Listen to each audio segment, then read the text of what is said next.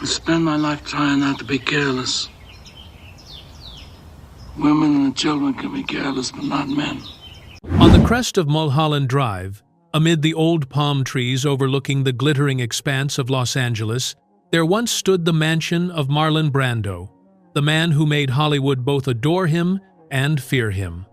In those days, it was a whirlwind of strong liquor, jazz music, and wild parties, where actors, models, and politicians all slipped together into the dark. Now, only a garden of white plumeria remains silent, as if guarding secrets no one has ever dared to speak of. Behind the brilliance of The Godfather and A Streetcar Named Desire, Brando was more than an actor. He was a rebellious, untamed soul, consumed by passionate affairs and even openly gay relationships that left Hollywood utterly stunned. But what truly happened behind the closed doors of that hilltop mansion? Was it love, wealth, or the blinding light of fame that finally made him lose himself? In this video, we'll step inside Marlon Brando's abandoned mansion, a place where every wall still echoes with secrets, passion, and the downfall of a Hollywood legend. Marlon Brando, the man who made all of Hollywood bow down, didn't just change the course of cinema with his unforgettable performances in A Streetcar Named Desire, On the Waterfront, and The Godfather. He did it with a wild magnetism and a soul so complex it bordered on haunting.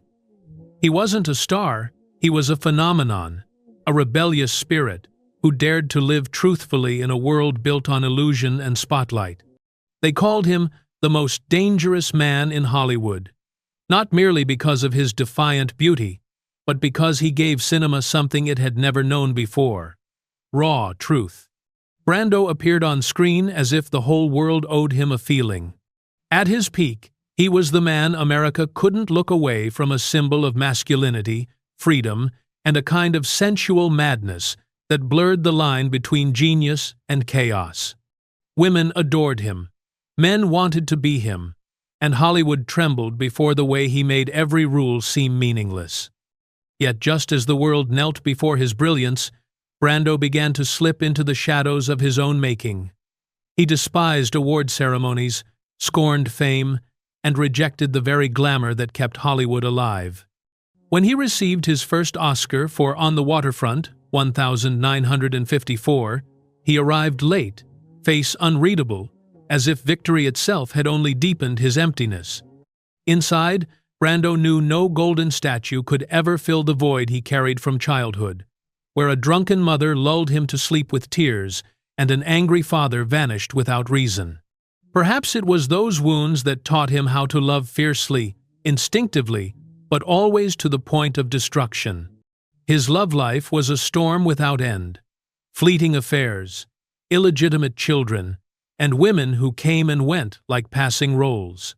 He married 3 times, but none endured. His first wife, actress Anna Kashfi, left him with a son, Christian Brando, who would later become the center of a blood-soaked family tragedy.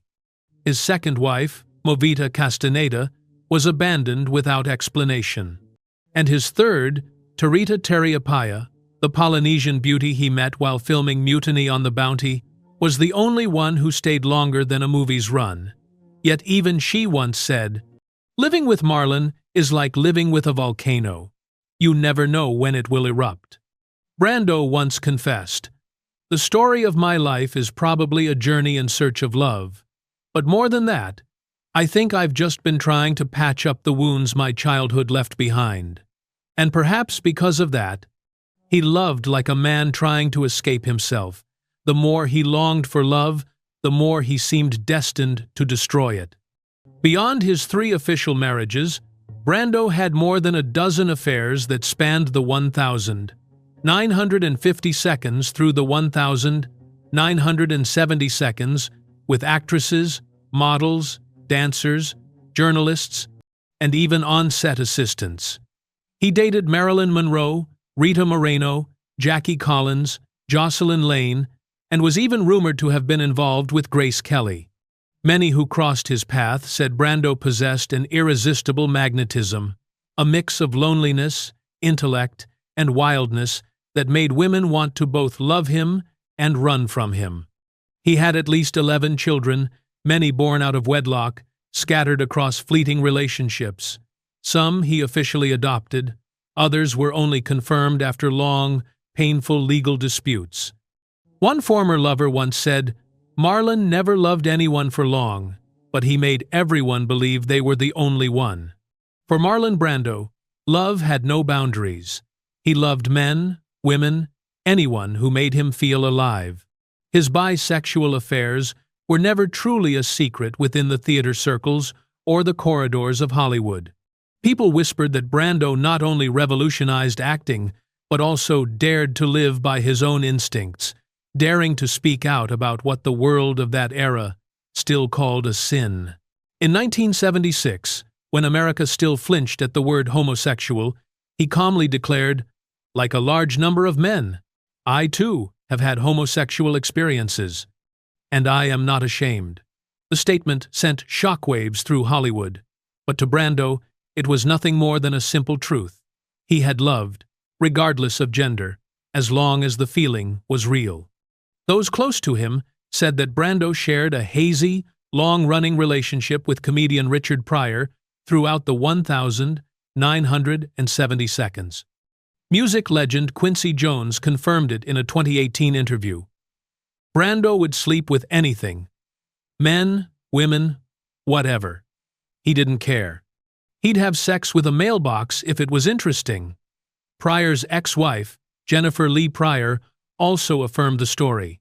Richard never hid it. They were together, and they both enjoyed it. Back then, everyone was trying to break their own boundaries. But many believed that the deepest affection of Brando's life wasn't found in any scandal. It was in Wally Cox, his childhood best friend. The two grew up in the same neighborhood, skipped classes together, and dreamed of becoming actors. Wally was the only person who could soften Brando, who could make him laugh for real. When Cox died in 1973, Brando took his ashes home and kept them in his bedroom for more than 30 years, just so he could talk to him every night. In a rare interview, Brando admitted, "If Wally had been a woman, I would have married him. I loved him. And I still do." A housekeeper once said she often saw Brando sitting quietly before the urn, whispering, "You're the only part of me that isn't dead." Back in the 1,950 seconds, when Brando and James Dean were both rising from the Broadway stage, Hollywood buzzed with rumors about their strange connection. Dean would visit Brando's house late at night, notebook in hand, seeking advice on how to feel a character. A cameraman once recalled, "When Dean brushed his shoulder against him, Brando didn't move away, he just looked back, for a long time. No one spoke, but the air was so thick it felt like it could break." Within the industry, people came to believe there was something between them, something beautiful and unspeakable.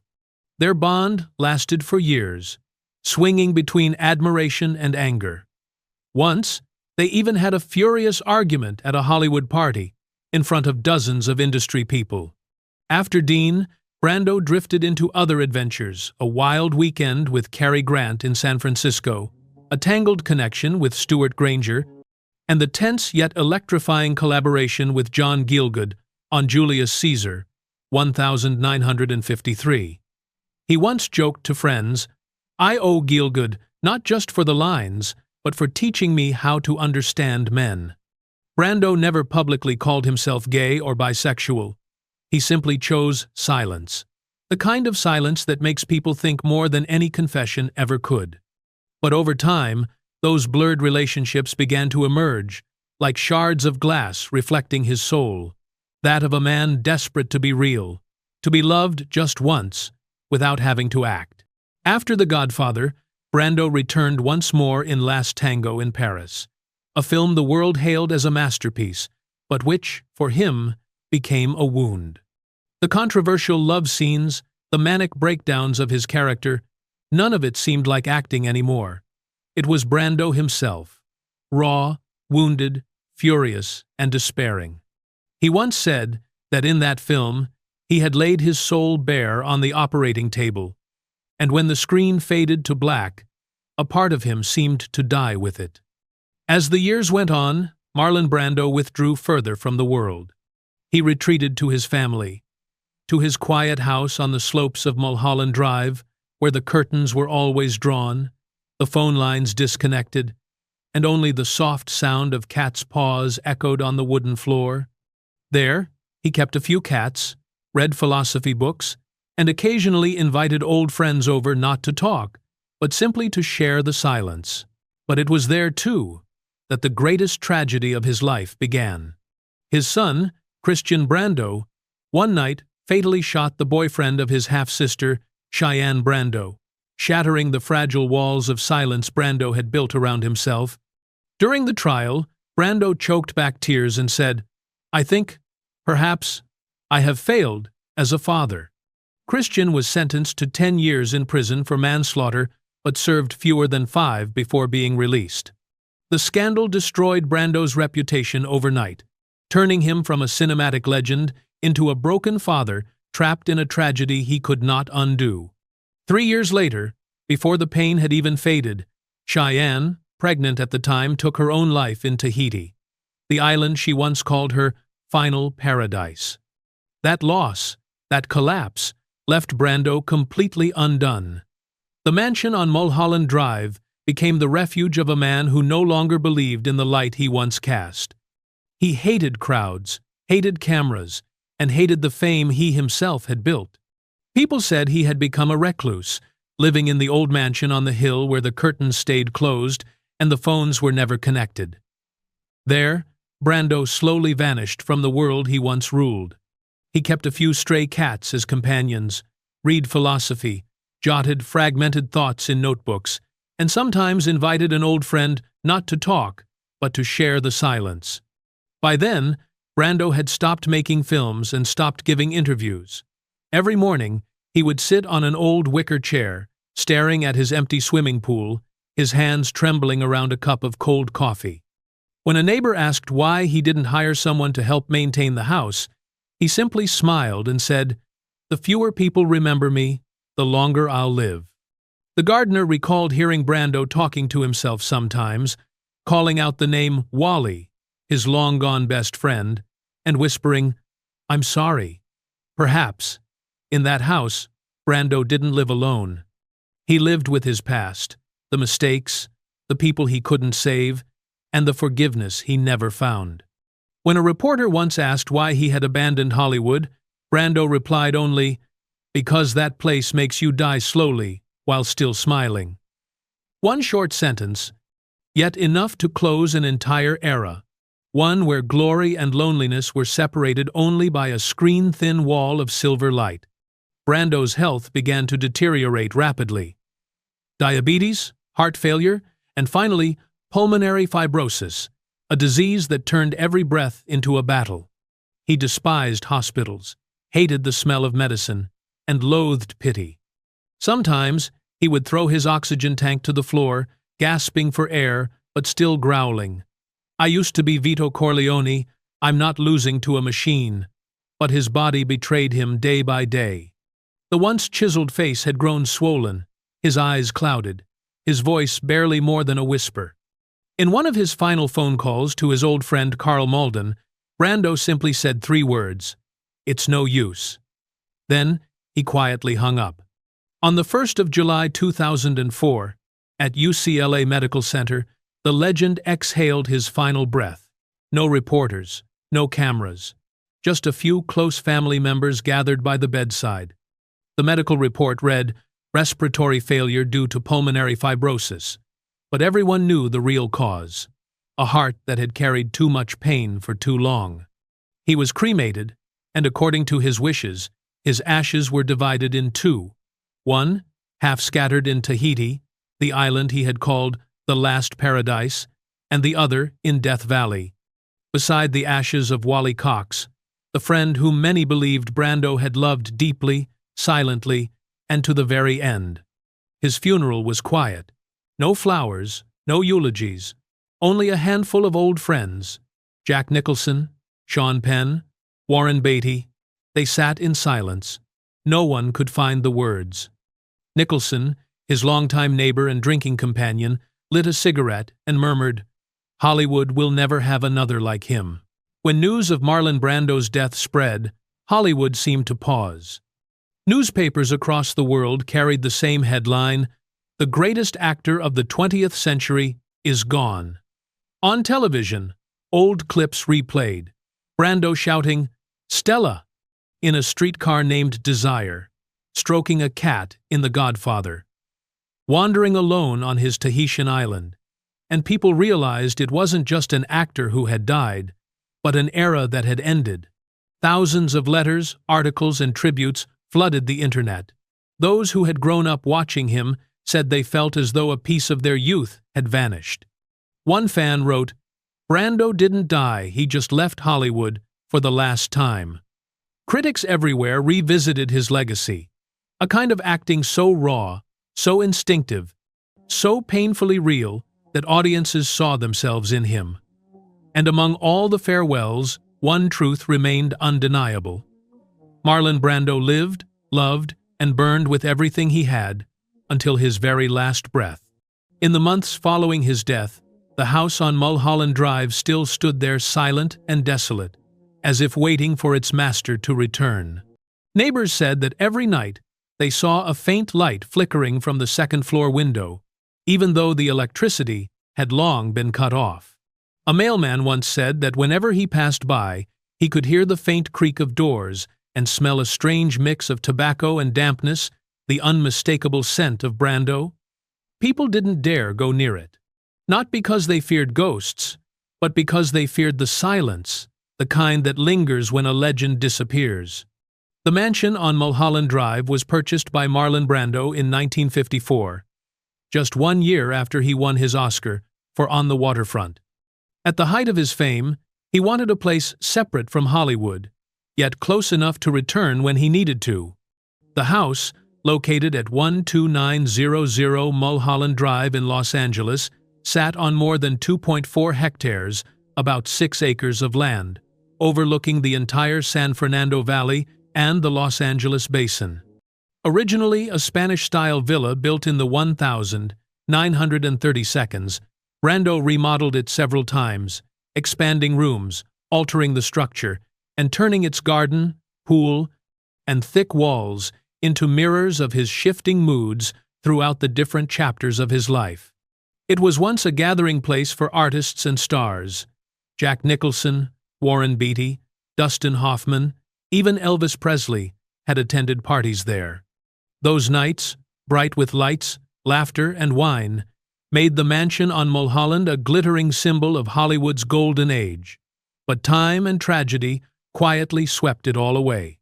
In 1990, a heartbreaking event took place right there in the living room, closing the curtain on its glorious years.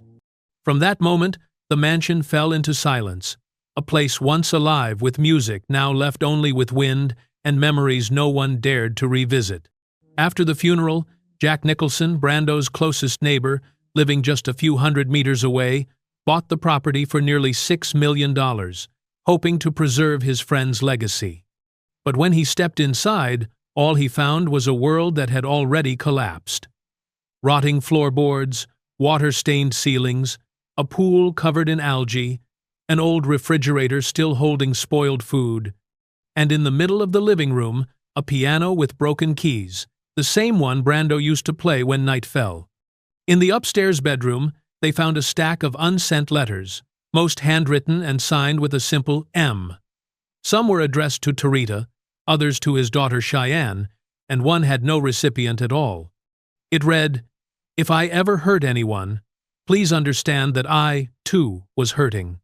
All my life, I only knew how to act, even when no one was watching."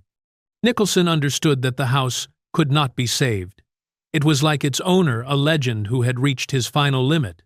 In 2005, he had the mansion completely demolished and replaced it with a garden of white plumeria, the same flower Brando had brought back from Tahiti.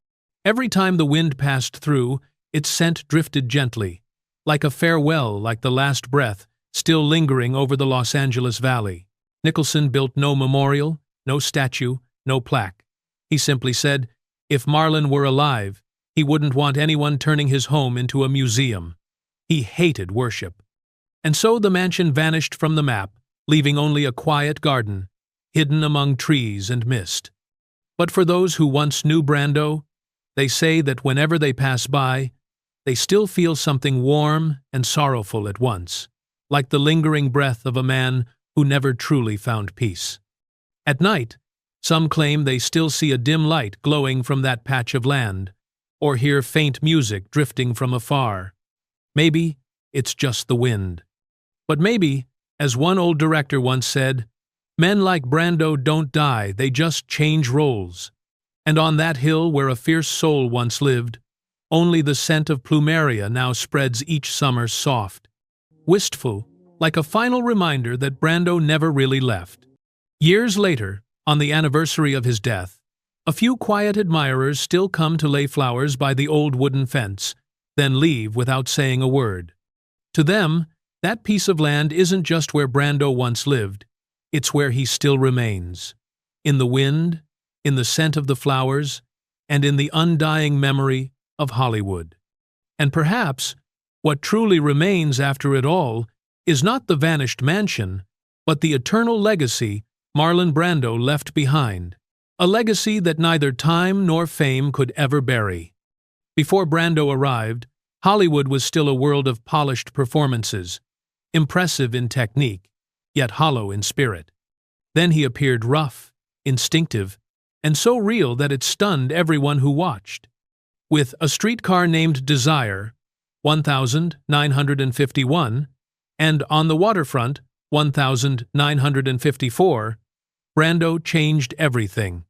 He brought method acting from the small stage of the actor's studio to the silver screen, turning performance into a journey of the soul where an actor no longer pretended but became the character.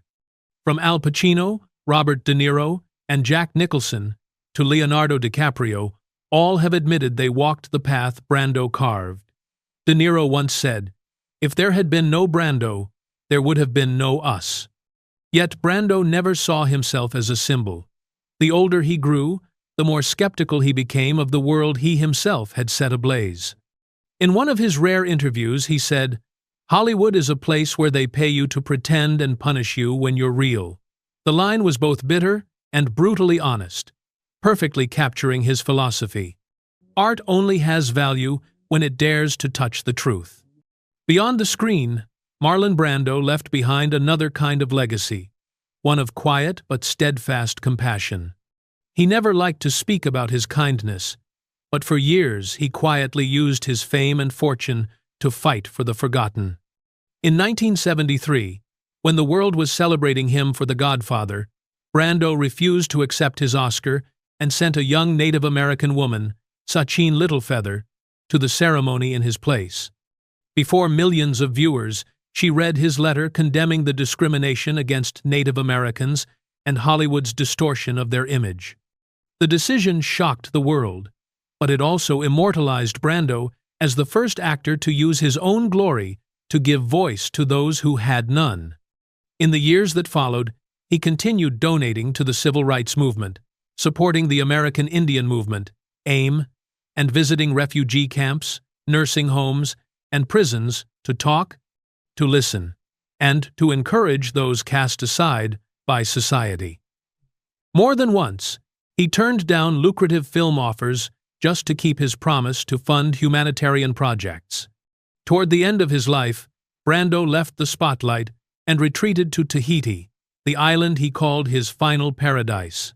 There, he purchased the atoll of Tetiaroa, where he built schools and clinics, helping the Polynesian people preserve their language, culture, and way of life. He often sat among the local children, telling stories about the ocean, about freedom, smiling softly like an old man who had finally laid his burdens down.